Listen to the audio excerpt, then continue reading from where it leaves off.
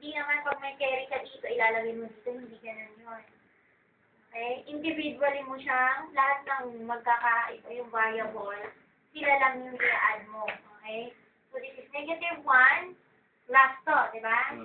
-1 plus 3. That will become positive 5.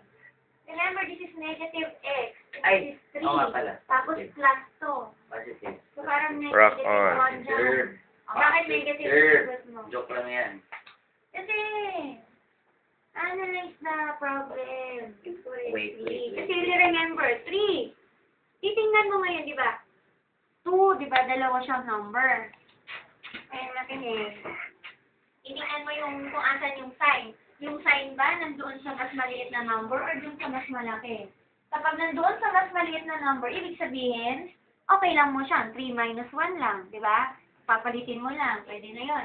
Pero kung nakita mo, katulad dito, 2, asan yun? 2 minus 10. Nakita mo yung negative sign is nandoon sa mas malaking number.